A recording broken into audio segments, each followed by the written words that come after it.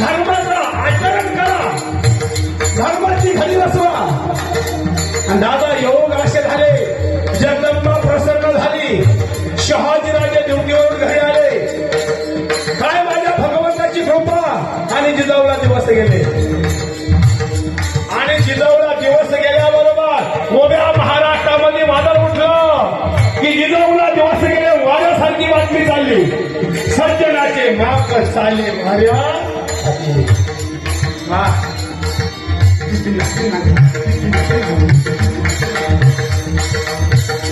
पुढे